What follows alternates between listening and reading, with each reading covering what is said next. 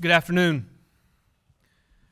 Thank you all for being here today, and I am glad to be back with you here from this podium to talk to you about a very, very serious situation that we find ourselves in here in the state. The fact is that COVID-19 continues to be a scourge on our country and on our state. Here in Mississippi, we are seeing numbers as high as we have seen at any point since the very beginning. Remember, it was on March the 11th when we identified our first case. Over the last 2 weeks, we have seen day after day of very, very high numbers. The fact is that the crunch on our hospital system is not a hypothetical. It is not in the future. It is now. It is here. The overwhelming of our system, our healthcare system, is not a one-day event.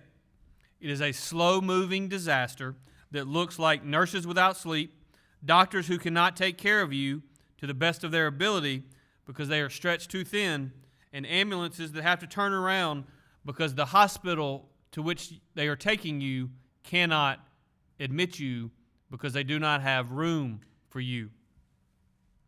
Because of that, we have worked with Dr. Dobbs and his team and ordered elective procedures to stop in several counties. We had orders in place that required hospitals to reserve 25% of their bed space for possible COVID-19 patients. Many hospitals in our state did not follow those rules. Now, this is what we've had to do. County-specific orders are most likely imminent. Additional restrictions on social distancing and potentially mask mandates. We've done it before. We've done it successfully before. And it is now likely time to do it again. Those orders will be finalized in the near future, and they will be out very, very soon. There's a lot more that's on the table, but nothing is going to work unless people will just follow the rules that are in place. I know that I sound like a broken record. Nothing matters if people will not change your individual behavior. Just like individual orders and additional orders were placed on our hospitals, I can see future orders on bars. I can see future orders on restaurants, which right now many of them seem to be ignoring the rules. Make no mistake, I do not want to do any of this. I want us to be completely open. I want us to be completely back to 2019 normal, but we can't. We're trending worse, not better. Now, we're not the only state in the nation that has these challenges. In fact, many states across this nation are dealing with these issues. I want you to hear me loud and clear. This is real. It is here, and it is here now. The situation that we have feared is upon us. Please protect yourself. Please protect your loved ones. Please wear a mask. Please try to stay home as much as possible. Seeing others break the rules and put their friends' lives at risk is not a reason nor an excuse for you to do the same. None of us have been perfect. We have all made mistakes. We have all made poor decisions. We've all done things with risk. We're all tired of this. I know I am tired of this. We're all ready for it to be over. We're also all at risk of being the person who gave this deadly virus to a loved one. I hope and pray that that can outweigh our desire to have fun. We live in hard times, but we have been called for this time. Working together, we can do this. Here in the Capital Complex region of our state, we have seen the devastation that can be caused by the spread of this virus. We have seen over the last several days, with both our Lieutenant Governor and our Speaker being diagnosed with a virus, and many of their members and many of their staff members also being diagnosed. It's a real live reminder that this virus will not stop with anyone. It is dangerous. It can be deadly. Our death numbers have gone up significantly in the last 2 days. I'm telling you, I'm urging you, please pay attention. Please do the right thing for yourself, which will ultimately do the right thing for your neighbors. With that, I'm going to turn it over to Dr. Dobbs to give us an update.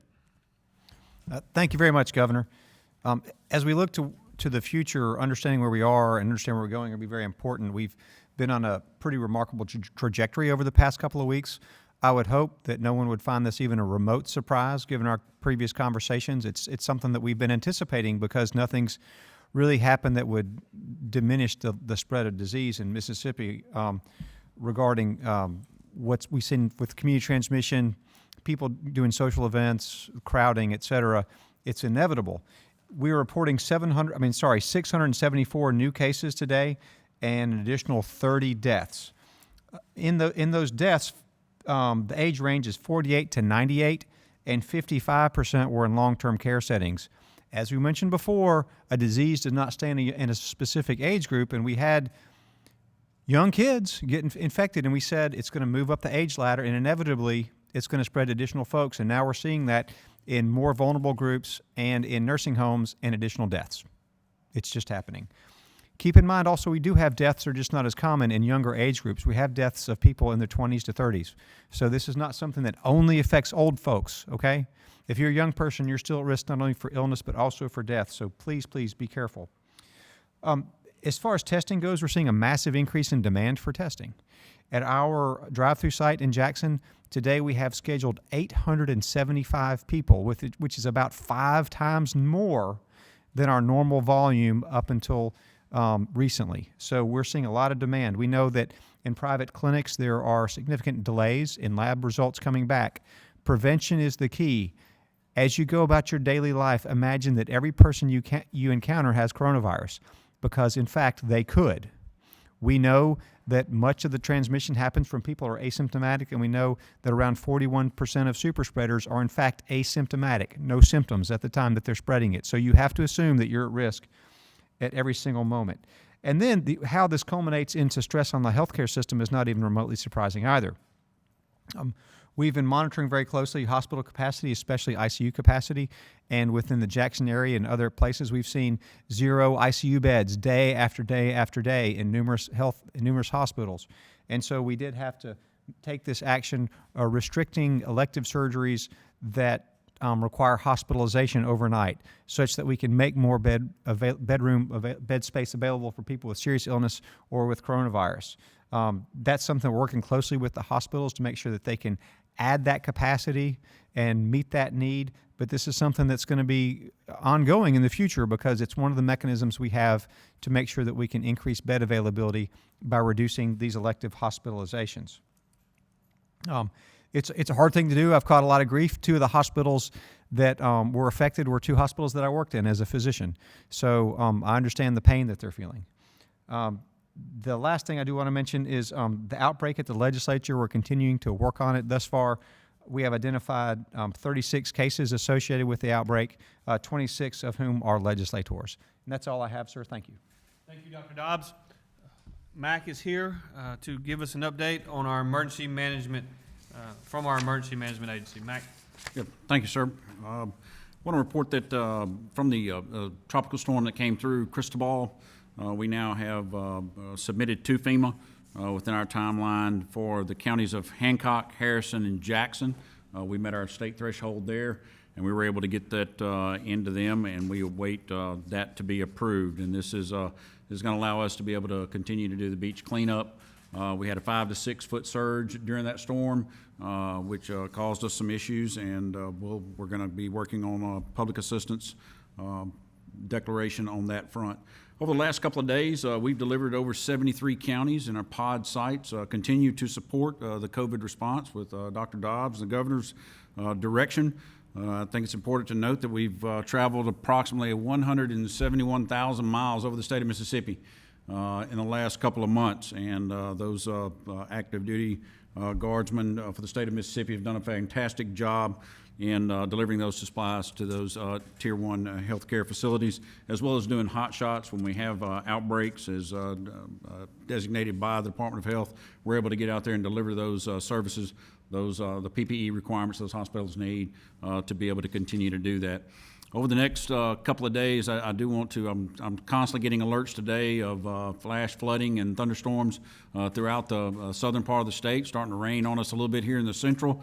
And during this weekend, we're going to hit some very high heat stress conditions. So if you've got elderly family members and whatnot, please check on them, pets as well.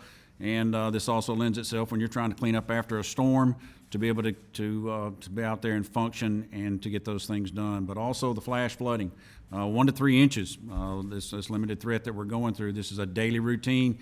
Just this time of the year, just be ready for those afternoon showers. It will change behavior and could cause some issues there. So that's currently what I have, the state of MEMA. Per any questions?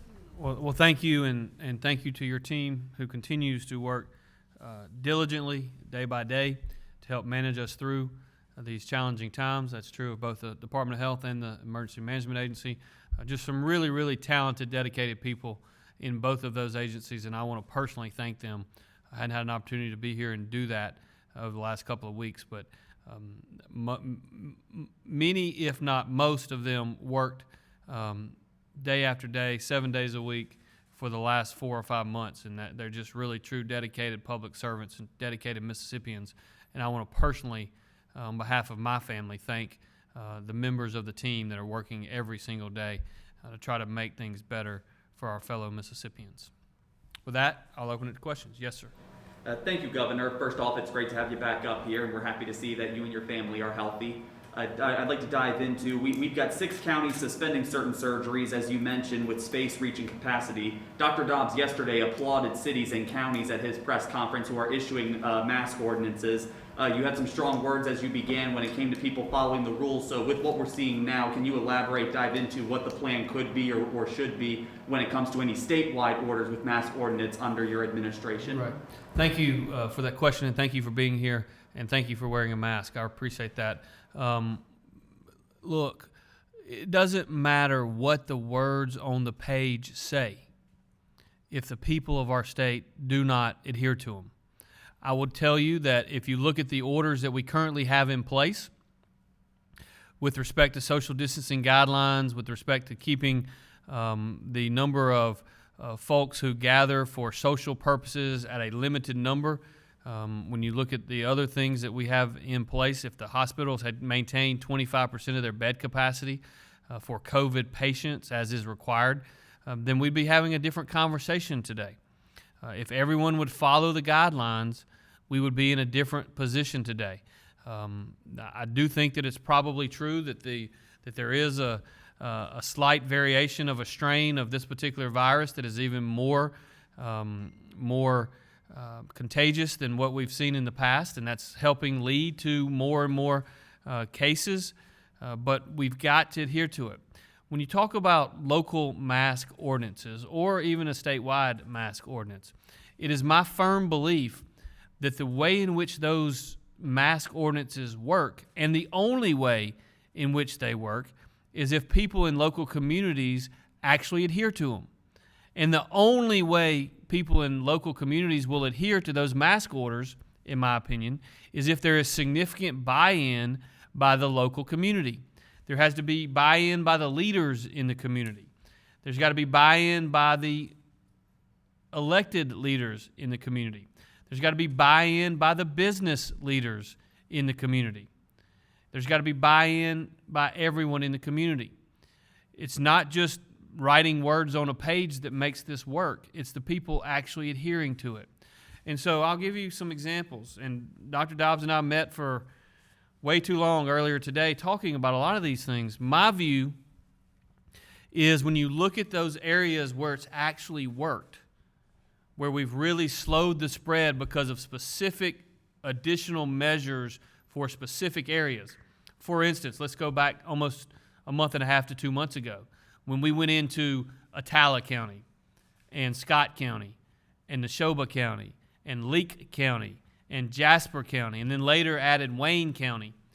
We had buy-in by almost every single local elected official. We implemented mask orders from the state for those specific counties, and it worked. Now, let's look at other counties, and I won't name names now, but if you're out there listening, you know who you are. We had mayors and local leaders. We had statewide orders in effect that didn't allow for baseball to be taking place. And yet we had some communities that just opened up anyway because they decided they knew better than the public health officials.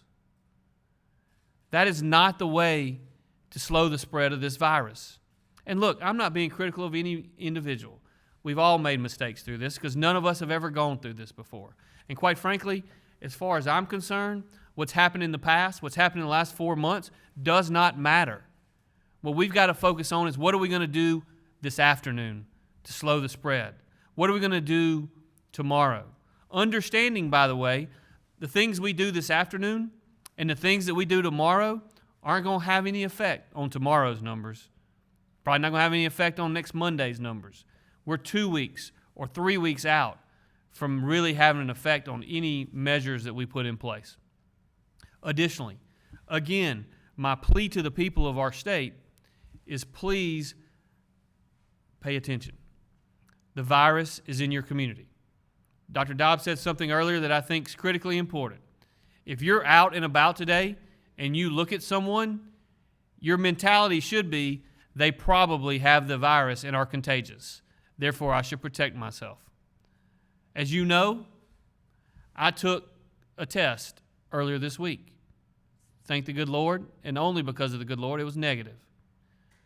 But the reality is that testing is only as good as when you take the test. And so we have to just assume that as we as individuals, everyone that you're around, you should assume has the virus. And you should socially distance, and you should be smart. This is going to go on for at least another 3 to 4 to 5 months, 6 months maybe even longer. We have to be smart. We have to work together. We have to care about one another enough to take the additional steps. Yes, sir. So, Governor, if you say we have to get buy-in on this mask wearing initiative, how are we going to do that? How can we get Mississippians to buy into that idea of you got to wear a mask?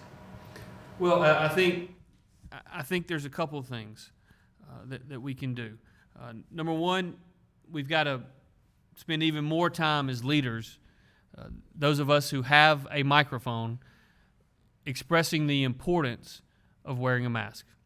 The importance of not only wearing a mask, by the way, because wearing a mask is a good thing, but it is one of many things that need to be done. It's the little things that need to happen. For instance, on restaurants, we currently have a capacity limit on restaurants. Many of them are adhering to it. And I appreciate what they're doing.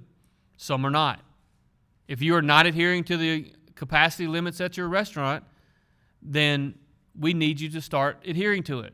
Because if you don't, you then are part of the problem, not part of the solution. We need everyone to adhere to the guidelines that are in place. We need every individual not only to wear a mask when they're in public, but to stay socially distanced. Let's not go to parties at the river and hang out with 30 or 40 or 3,000 people, because it is very likely that you are adding to the spread if that is something that you're doing right now.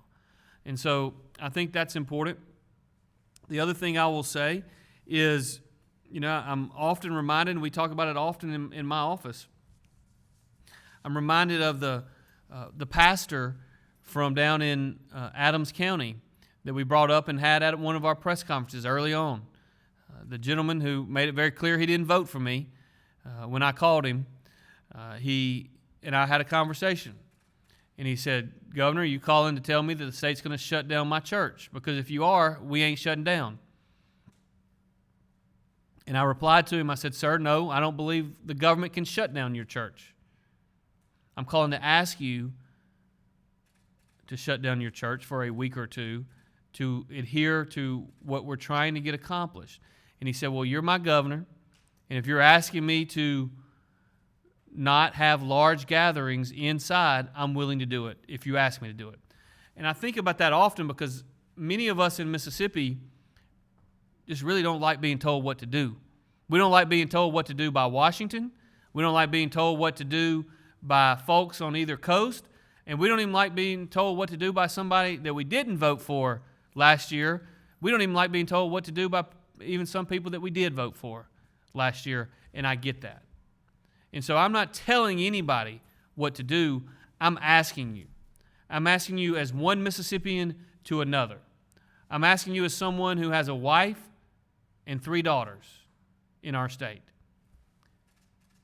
It matters. Those of you who think the virus isn't real, I'm here to tell you it is. You look at our hospitalizations. On June the 27th, we had 490 people in hospital beds with COVID-19. The latest number I see is 648. That's an increase of 160 over what is less than 2 weeks. At that trajectory, our healthcare system is going to be in a state of 3 million. That's not that big a deal. What I want you to hear me say is that as these ICU beds, particularly in the regions where we've slowed elective procedures down, if all the ICU beds are full, that doesn't mean that all the ICU is. If I don't adhere to the guidelines and I contract the virus, well, maybe it won't be that bad on me. Well, and that may be true. But if you spread it to 2 or 3 people who take up 2 or 3 ICU beds, and then your daughter or your granddaughter is in an automobile accident or in a 4-wheeler accident, and they need to go to the hospital, and there are no ICU beds available, then you're putting those individuals at risk as well. And that's what is so unique about where we find ourselves today. There is not a governor in this country that believes more in personal responsibility. There's not a governor in this country who would stand up here and more adamantly defend one's ability to do stupid things to oneself. Government ought not be able to tell you not to do something stupid to yourself. I'm with you. The problem when you're talking about a virus that is so contagious is if you get it, you haven't just done something bad for yourself. It's likely you're going to spread it to someone else. And that's where the line changes from you doing something dumb that hurts yourself, which is well within your rights, to you doing something that hurts other people. What we're pleading for today, and I know I sound like a broken record, but it's what we've been pleading for the last 4 months, which really worked well in March, in April, in May, and for the first part of June. We need to return our mindset to mid-April. That's what we need to do as a state. We need to return our mindset with respect to the coronavirus to our mid-April mindset. Dave Elliott with WLOX has a question. Thank you, Renee. Kind of a two-part question here, one for the governor, one for Dr. Dobbs, perhaps. Day by day, schools are releasing plans to safely bring students back. Governor, how committed are you that almost no matter what, schools start in the fall? Also, athletic directors and coaches are saying the High School Activities Association isn't giving them any guidance in terms of fall football. It's even been suggested moving into the spring. Dr. Dobbs, do you see any way football right now could be played this fall? Thank you, Dave, for those questions. I believe the question to me was, how committed am I to school reopening? I am 100% committed to schools reopening in a safe, responsible way. I am less than 100% committed to extracurricular activities, football or otherwise, being performed in front of large crowds in the stadiums. We want to find a way to do it. We want it to be done right. And so we're looking at every option. You mentioned the MHSAA. They obviously oversee high school sports for public schools K through 12 in Mississippi.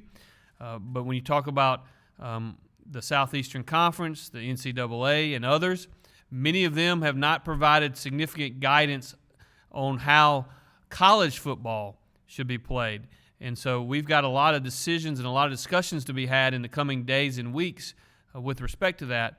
But I think it's very important from the long-term educational needs of our students that we have a plan in place to get our students back in school. May not look exactly like it looked a year ago, but I am 100% committed to trying to make that a reality.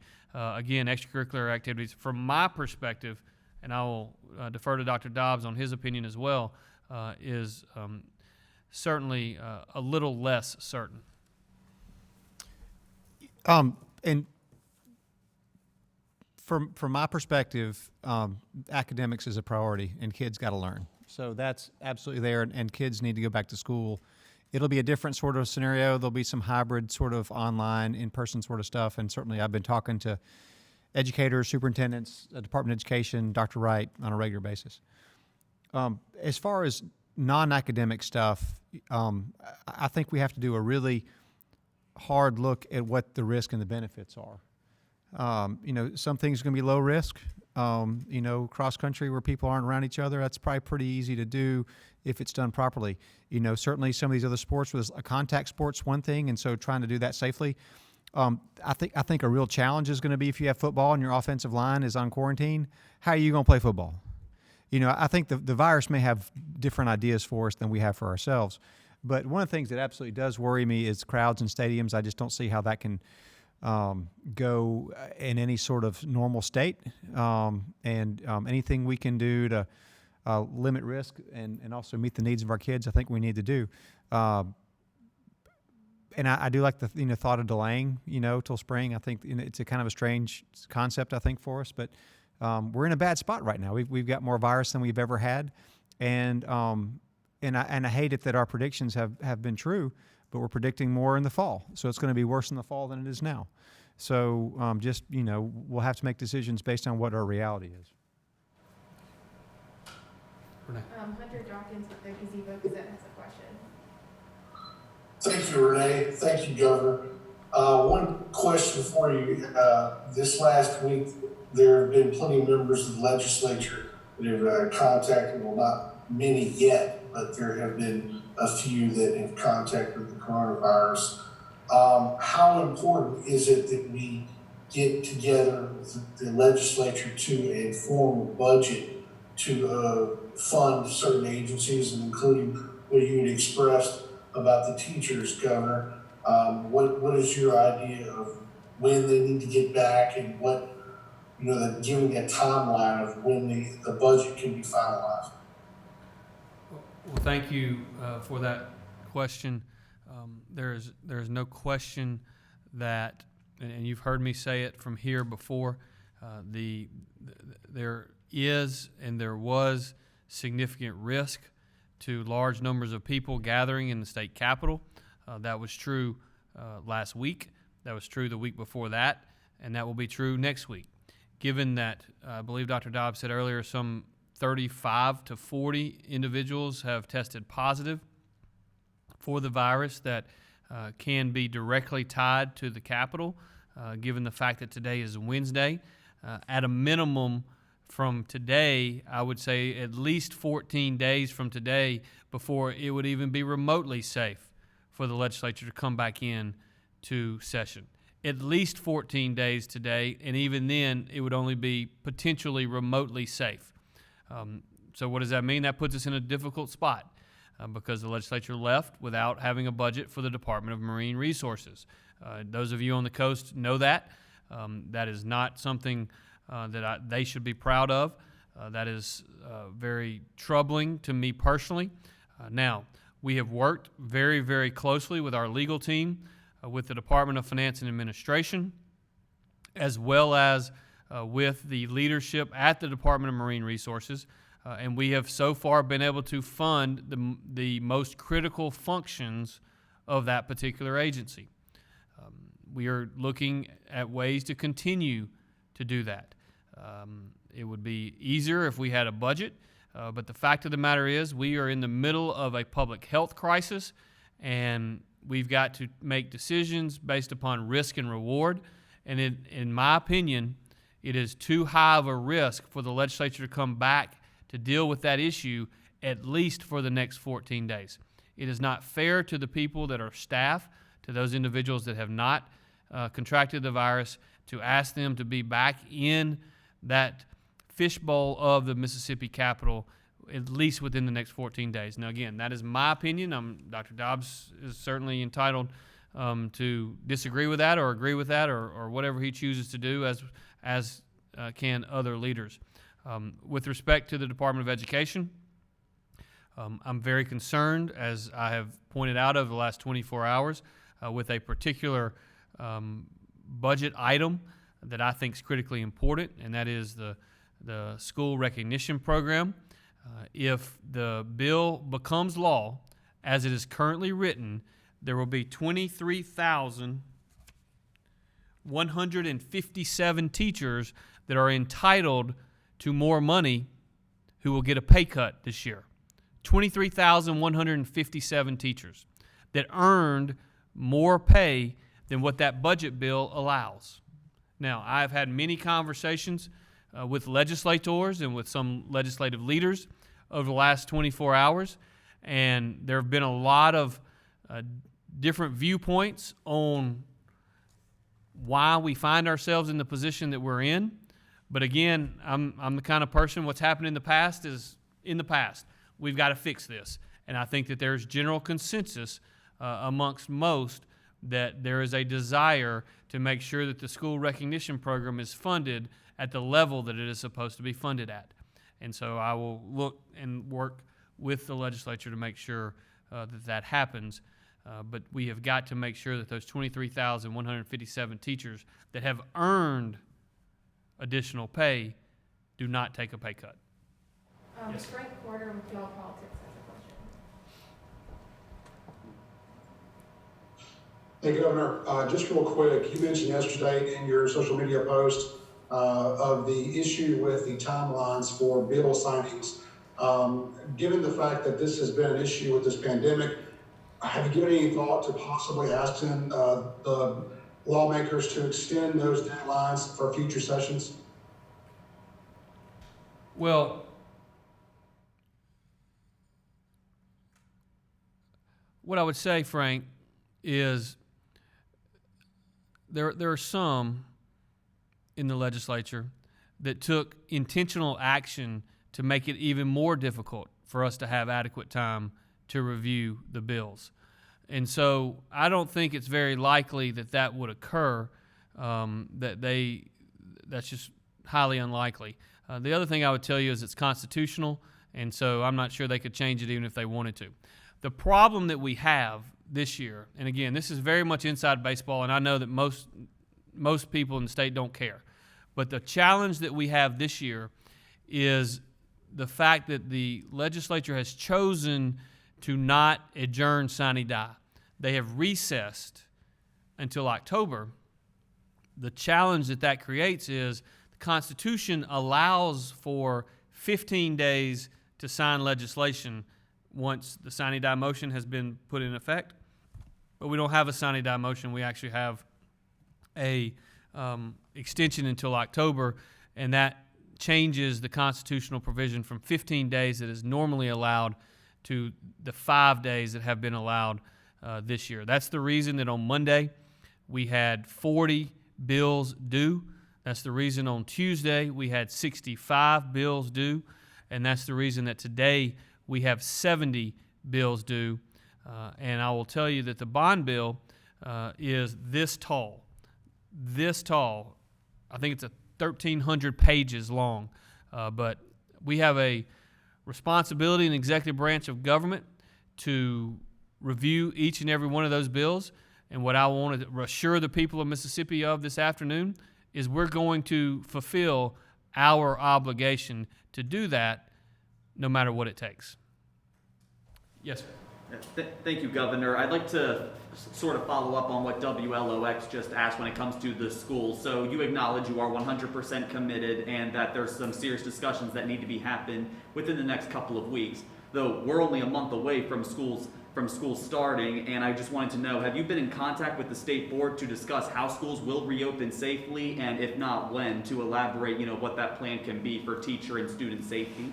What I would tell you is over the last 4 months, Dr. Dobbs individually and as a group, and I individually and as a group, have had many conversations with our leaders at the Department of Education, and they have in turn had many conversations with the leaders in our local school districts. We need to continue to do that.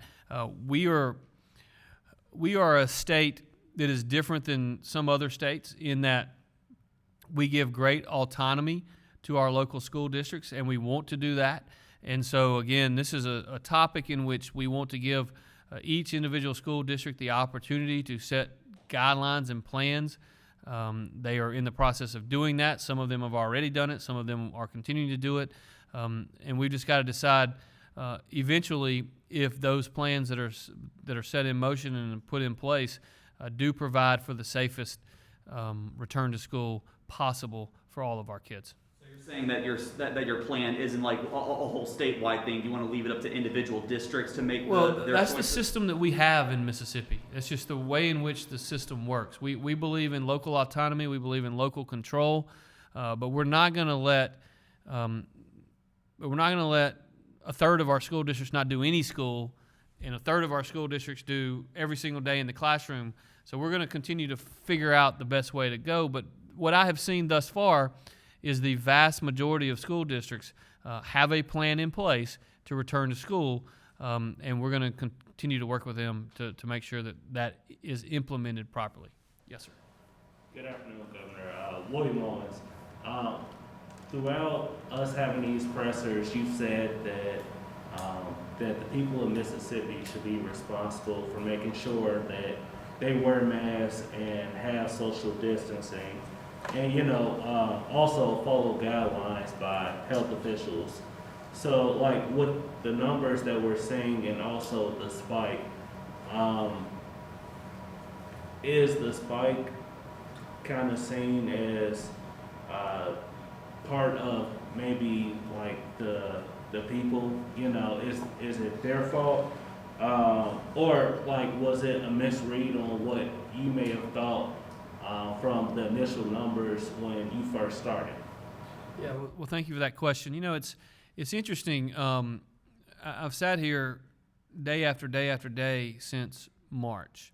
And in March and in April and in May, I listened to questions from the media and others about the spikes that were occurring in Mississippi. And I oftentimes pushed back because for the most part in March and April and May, we weren't seeing a spike. We may see a small increase in cases one day, but our cases were slowly rising, but rising slowly. What we've seen in the last 2 weeks is much more of a spike. It really is a significant increase. When you go from your largest number of cases on 1 week being somewhere in the neighborhood of 450 to 500 total cases reported in a day to a week to 10 days later, over 1,000 cases being reported in any one day. That is a spike. So what we are experiencing today is a spike, and it is concerning to me. I think it is my opinion that, number one, the only reason it matters as to what we can attribute that to is because if we can point to what we attribute it to occurring, then we can try to avoid that in the future if it was a decision that was made. But what I would tell you is I can attribute, in my opinion, I attribute the spike that we're dealing with now to a myriad of things that have occurred over the last 6 weeks. A large number of things. There's no one thing that you can point to which says this is the reason that we're seeing this. Because if so, if you could say, okay, this is one thing that's caused this in the state of Mississippi, if that were true, then we wouldn't be seeing the same thing occur in, say, California, which is run by a Democrat governor, by the way, or the same thing occur in the state of Arizona, which is run by a Republican governor, by the way, or the same spike in numbers occurring in Texas, or a spike in number of cases in Florida, or the spike in number of cases in North Carolina. Again, in each of those states, you got a couple of them run by Democrats, a couple of them run by Republicans, and so I think there's a large number of things that are contributing to the increase in cases, and we've just got to continue to monitor and try to convince more and more people to stay still. Follow up. A follow-up, you can correct me if I'm wrong, mentioned that a mask mandate may be in the works. Why not just sign an executive order and make the mask just a mandate, so for everyone in the state to wear? Well, the reason to not do that is because we think if we can potentially issue a mask mandate on a county-by-county basis, it can have more of a positive impact. We can have more people that actually adhere to it because they recognize how serious the issue is, and so compliance will be greater under that scenario than just a blanket order which says go out here and do it. I'm not taking anything off the table, by the way. We think that's a plausible next step is to look for additional restrictions and additional constraints on certain counties throughout the state. Governor, City of Jackson, City of Canton have established a very forceful mandate regarding wearing face masks. No entry into Canton, and you could be cited in Jackson if you're caught without a mask on. Do you have any problems with that? With the municipalities taking more aggressive steps beyond what you suggest, which is personal responsibility? I do not have a problem with individual cities taking additional measures as long as they do not intentionally and specifically and directly conflict with the orders that we have put in place. Again, what's best for an area like the city of Jackson and what's best for the town of Tishomingo are not one and the same. And so I think that's certainly the prerogative of the local leaders, should they choose to do it with respect to adding additional measures. What we are going to do is we're going to put measures in place that we think, if properly enacted and properly implemented, will make a considerable amount of difference in the spread of the virus. Nick Jude with Jackson Free Press has a question. Hi, yes. So, Governor, you said there's all these young people not taking it seriously, spreading the virus to the degree that words on paper won't solve anything. So you're saying that there's not a community buy-in for a simple statewide mask, but there is the buy-in for a 100% return to in-person classes in a matter of weeks. Please help me understand that, and help me understand what possible situation or viral spread could avert your plan to restart schools. Well, thank you for the question, Nick. I appreciate that. I couldn't hear 100% of everything you asked. I believe the question was with respect to putting kids in the classroom.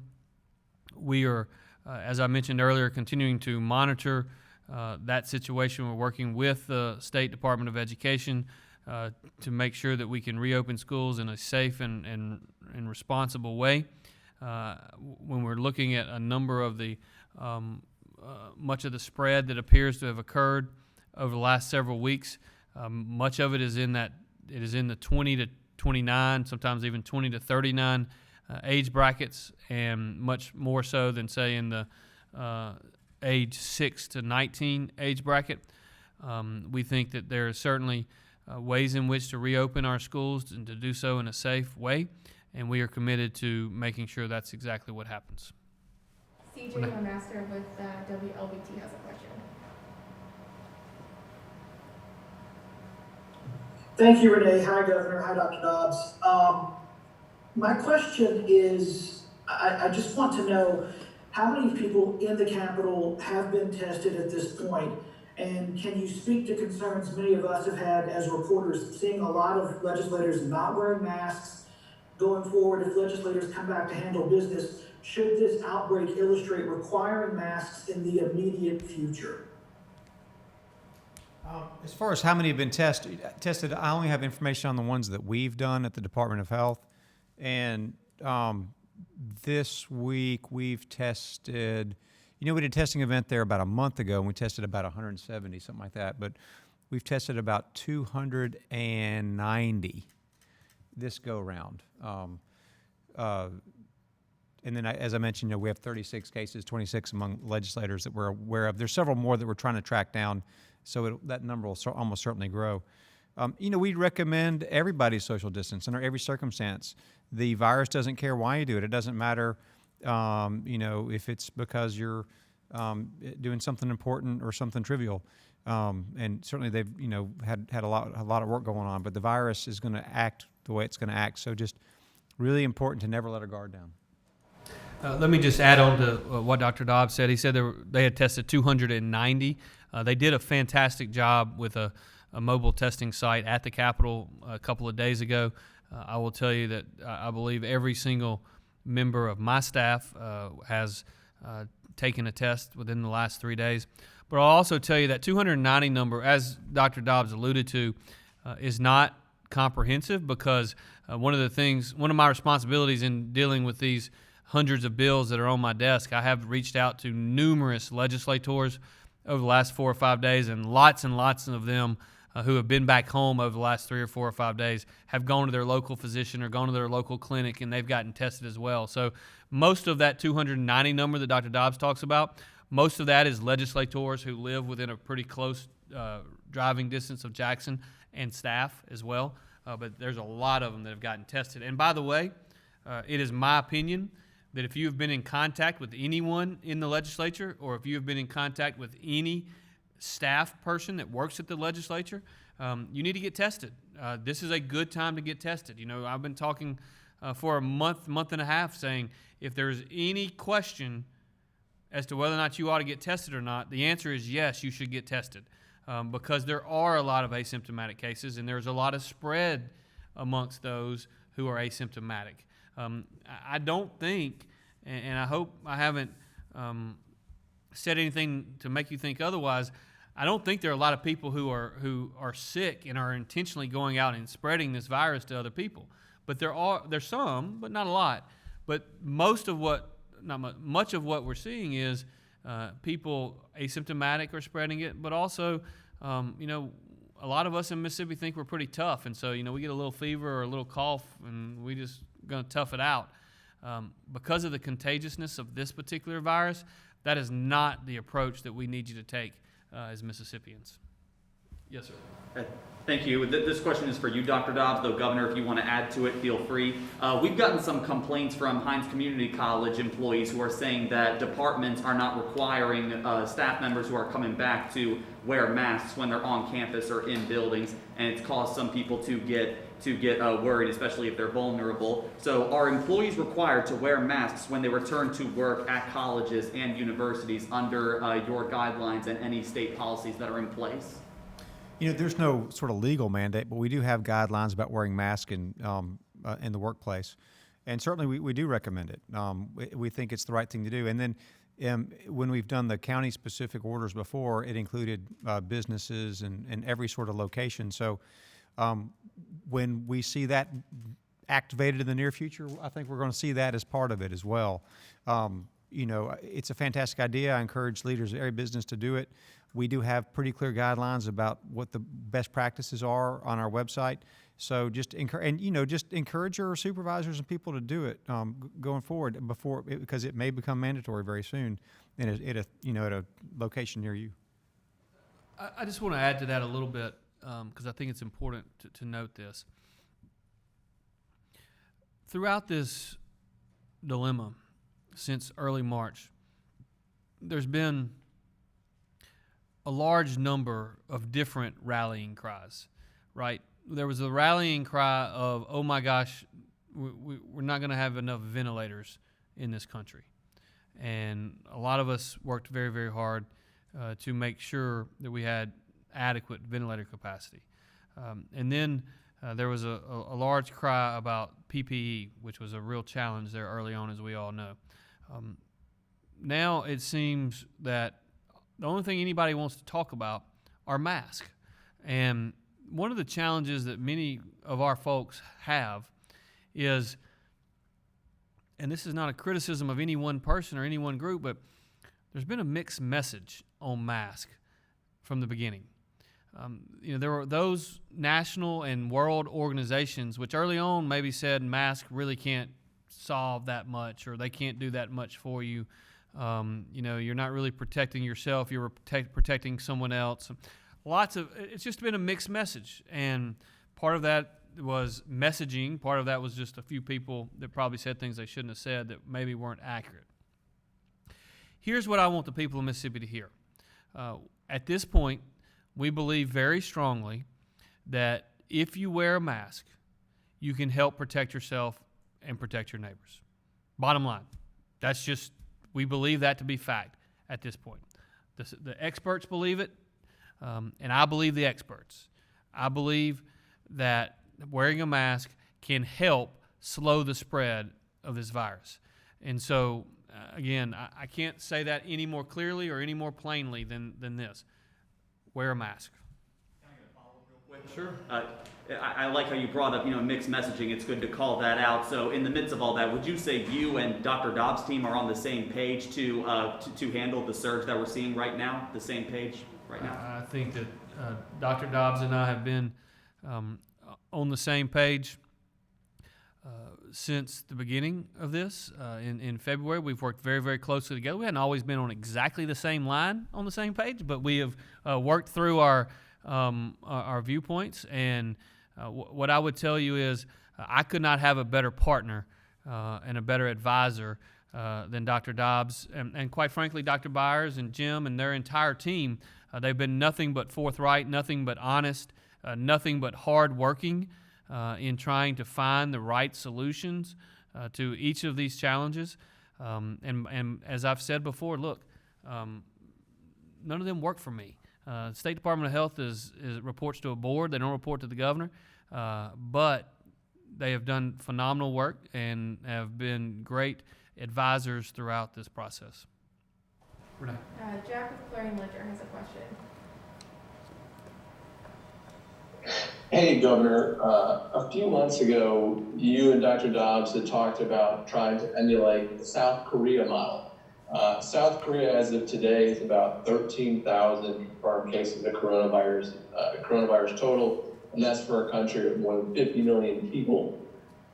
Looking at where Mississippi is at right now, I think it's clear that I guess we did not follow the South Korea model. Is this kind of a 1,000-foot from the sky type question? But where did Mississippi, I guess, go wrong, or where did we not, I guess, follow the South Korea plan, do you think? Well, thank you for the question. I'll let Dr. Dobbs answer this as well.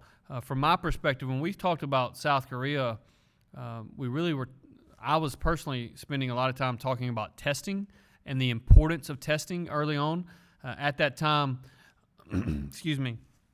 South Korea had tested 5,200 per million of their residents. And so it was really with respect to testing and getting that done very, very quickly. We were and have been a leader on testing in the state. Just so you know, we have now tested approximately 330,000 Mississippians.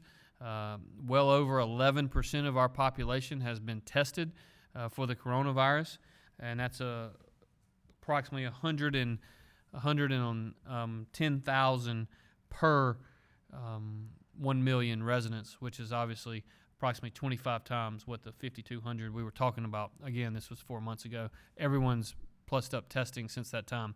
The other thing that I would tell you is we've worked really, really hard on contact tracing. We've been very good at that in our state. Dr. Dobbs and his team built up reserves to make that a reality. And so we went through March and April and May and the first part of June where the numbers looked very good. And then something happened in late May that led to significant increases in cases in mid to late June. And that's where we find ourselves.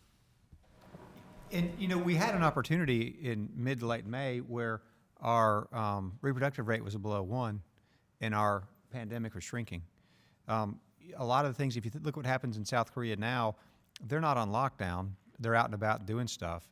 I do believe that their experience with SARS had them a lot more prepared for social distancing and mask stuff. I have strong confidence that if we had collectively as a society embraced the social distancing and the masking, we still have significant restrictions on our activities now, and we're just not following them. I don't think that our rules are actually that far off. I think I will say it's a personal failure to miscalculate the public's willingness to do the things that needed to happen. And people were tired of coronavirus, but coronavirus wasn't tired of the people.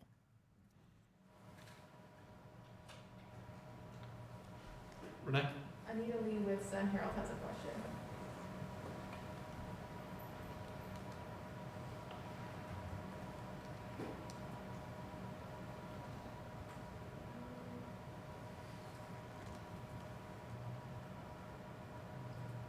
It's not a meeting, so Jeff Pender with Mississippi Today has a question.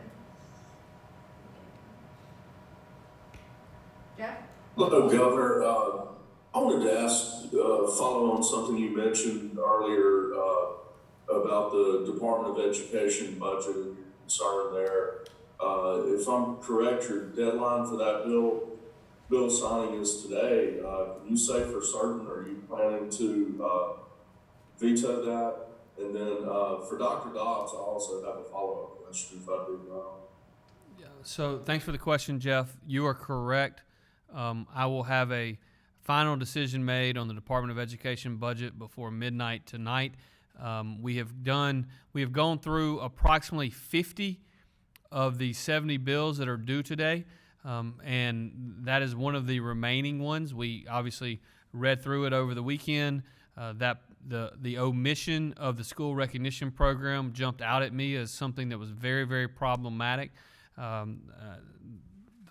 I personally do not want to see 23,157 teachers take a pay cut. And so while I can't tell you with certainty that that bill is going to be vetoed, that is certainly the current line of thinking. And your question to Dr. Dobbs? Yeah, Dr. Dobbs, can you say how many folks do we have doing contact tracing at this point? How many per day? How many total dedicated to it? I don't have a number right now, but I will have to say that we've lost some because we've worn them out. We've been redlining them for 4 months, and we've been working them 7 days a week. And we're unable to keep up now because the case burden is so high. We've had to retrench and sort of lean up our case investigation and contact piece. We're looking at we're adding 27 people to the team this week, and we're looking to hire additional 100 contact tracers through other mechanisms. So it's a struggle. There's no amount of reckless behavior that can be covered up with public health response. I'm just telling you. At some point, and we're reaching some of these points, that if we're going to have a flood of new cases because people want to hang out on a sandbar or do whatever, we're just not going to be able to keep up. And I think it's a little bit impossible for us to expect reactive public health measures to make up for what people are actually just throwing kerosene on the fire. Same thing with testing. If people aren't going to prevent infection, and it's going to be the same thing with PPE going in the fall, I think we're going to get tight again because we have lost focus. Dr. Dobbs, this may be a good time. Will you tell the people of Mississippi the kind of people you're looking to hire for contact tracers? I know you're looking for more. Yeah. So we're hiring nurses. We have nurse openings right now across the state. We're hiring epidemiologists and also disease investigation specialists. We actually are kind of probably put out an RFP for contract for additional personnel, so that should be available in the near future. If you are a nurse and you are currently unemployed or unhappily employed, and you would like to get a job with a department with a great leader, with state benefits, please reach out to the Department of Health. We are trying to plus up. I don't have any specific role in doing it, but I am for it. We are trying to plus up the number of people because for months, literally March and April and May, and then first part of June, we were hitting, correct me if I'm wrong, Dr. Dobbs, but 95, 97, 98%, 99% even on the contact tracing, and that has fallen off because when you have 1,000 new cases a day, it takes more and more people to be able to do that, and that's problematic. Renee. Going to try again for Anita Lee with Sun Herald.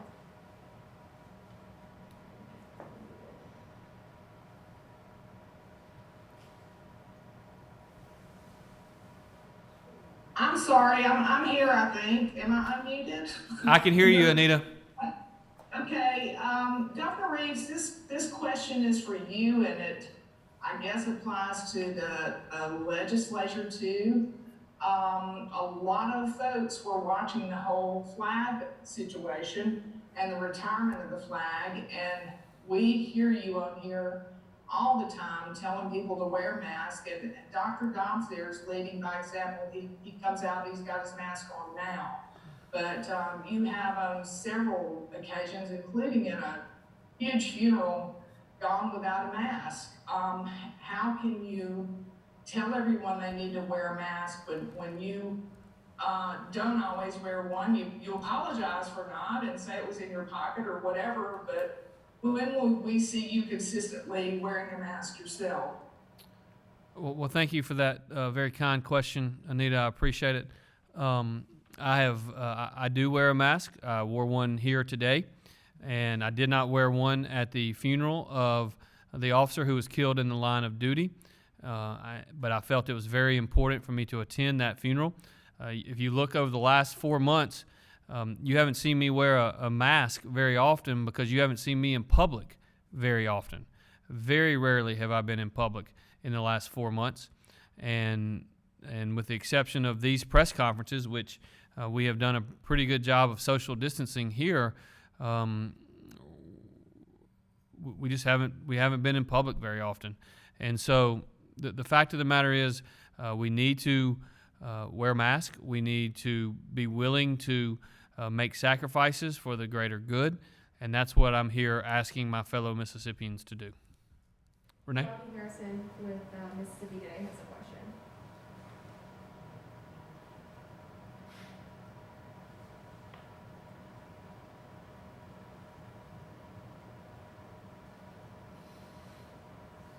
Governor, can you hear me? I can.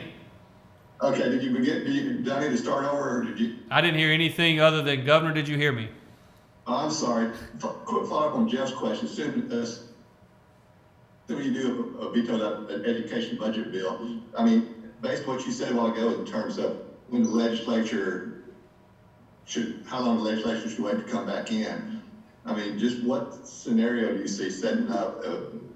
I mean, they've been going on a budget for a good while in that scenario. How do you have any thoughts on how that would work? And one quick follow-up to Dr. Dodd to that. Sure.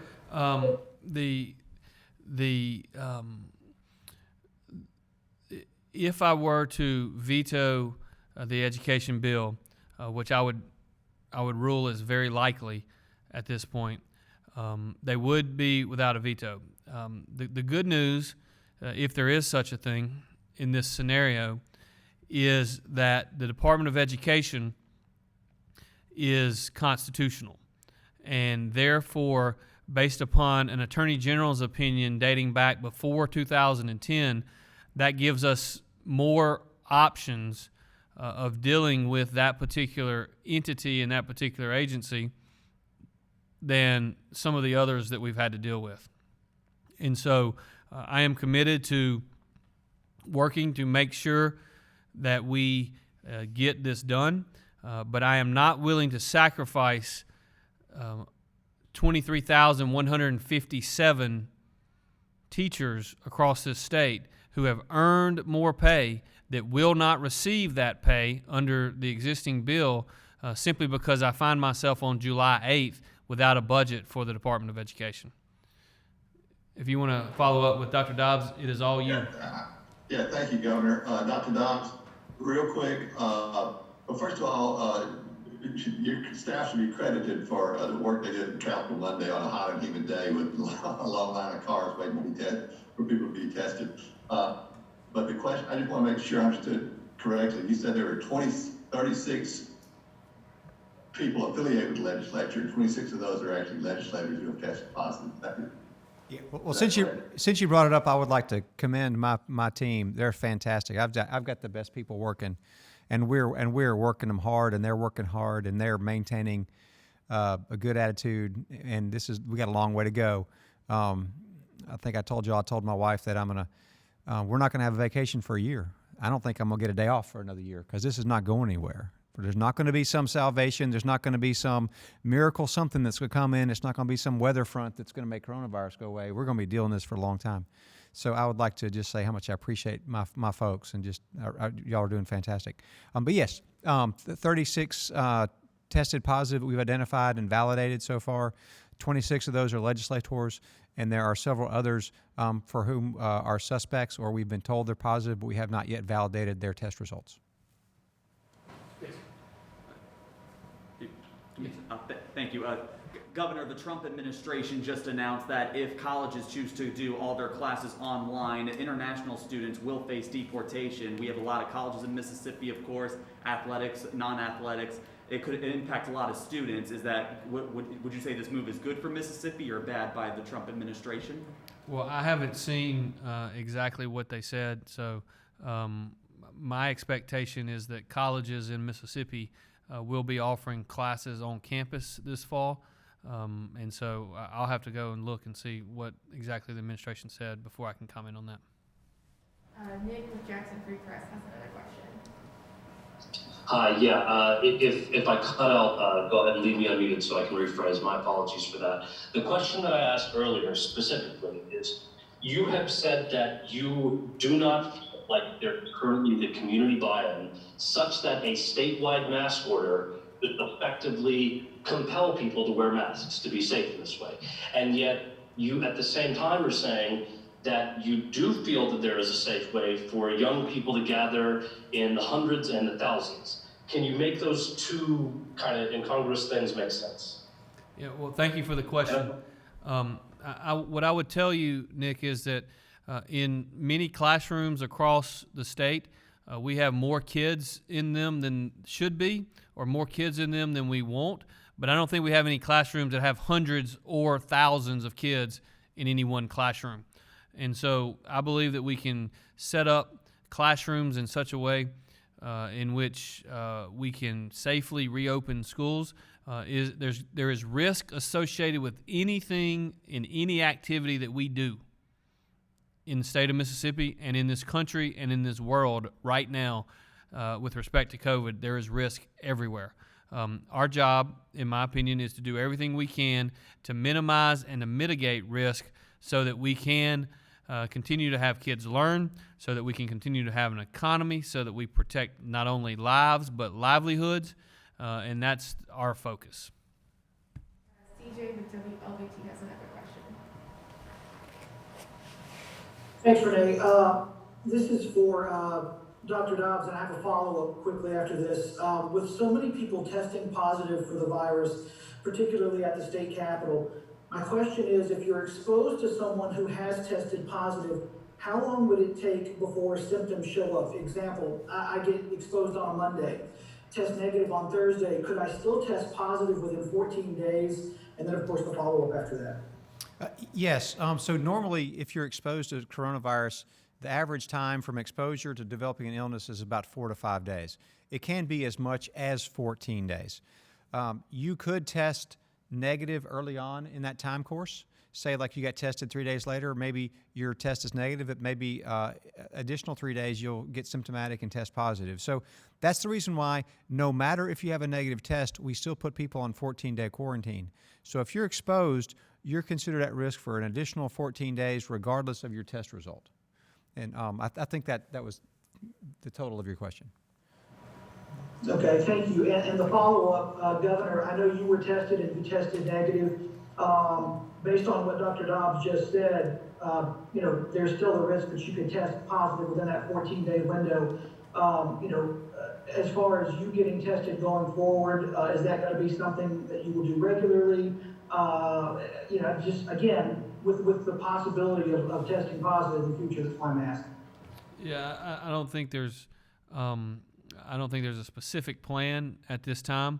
I will tell you that over the last 6 or 7 days, I've spent the better part of every hour of every day in the conference room at our office working on bills, and so I don't have any intention of significant going to large gatherings over the next 4 or 5 days.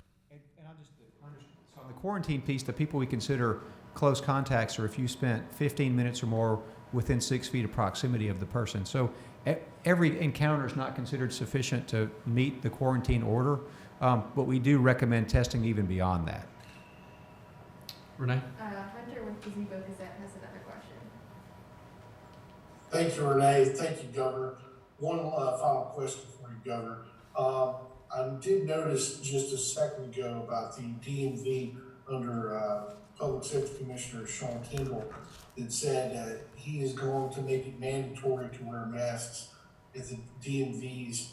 My question would be to you is, there are different departments and government agencies that are setting those mandates, or if you're allowing them to do that, and if this is something that you would pretty much put along the lines for local counties and things as such, or since you did say that you're giving trust to them, do you think that would be somewhat of the recommendation for them to follow those government agencies? Right. Well, thank you, Hunter, for the question. Commissioner Tyndall has my full support in the decisions he makes. I think it makes sense that if you have employees of government, just like if you have employees in the private sector that are going to be in contact with others in the general public, like is the case at DMVs, that our employees and those individuals choose to protect one another and wear masks. I think that's perfectly acceptable, and I think it's a good choice by the commissioner. Everything we can do, every decision we can make to limit risk and limit exposure is worth it. Every single one. Because we're not going to do any one thing. There is no silver bullet to guaranteeing that this goes away. Every little thing that we do can have an impact. And so we've got to do the little things. Yes, sir. Governor, it's been a week since the flag decision to remove the state flag. I was wondering if I can get your retrospective on that. And also, as we've seen other cities and counties across the state removing Confederate monuments and or slave owners. Well, that's a two-part question. The first one regarding removal of the flag. The legislature voted to change the flag, and we had what I thought was a very small, and it was small intentionally. There were a lot of people who very much wanted us to have a much larger ceremony when we did the bill signing, and there were some people, literally legislators, who were very angry because they didn't get to participate in it. But it's almost as if they completely ignored the fact that we were in the middle of COVID-19. And as we look back, if we had allowed more than 20 people into the space, we could have had even more community spread. And so we have to make decisions today that may be a little bit different than the decision we may have made a year ago, and hopefully will be different than the decision we make a year from now. With respect to the removal of monuments, I was very clear in my remarks last Tuesday evening There is a difference between monuments and a symbol such as a flag. A symbol such as the flag should represent our present, it should represent our people, and quite frankly, it should represent our future. Monuments are erected to recognize our past. I do not believe that cities or counties should be taking down monuments. And in fact, to those who are doing it, I just want to remind everyone that there is a state law which places guidelines on what you can and cannot do when you take down monuments. If you're going to move a monument in the state of Mississippi, you have to move it to a similarly prominent location. You've got to tell the people where you're going to move it before you do so. That's what the state law is. And perhaps we need to strengthen our state law, but those who around this country are tearing down monuments to abolitionists, they're tearing down monuments to our founding fathers, and I just don't think that makes any sense whatsoever. I don't think it's going to help make us a better place. And in many instances, the very people who are tearing them down are not tearing it down because they hate the individual, because in many instances they don't even know who the individual is whose monument they're tearing down. In many instances they hate the fiber of America. They hate what we stand for, which is freedom and opportunity and capitalism and an area and a place in which everybody can get ahead. Everybody has an opportunity for success in this state and in this country. And that's what we're going to push for in Mississippi, and that's what we're going to continue to push for in America.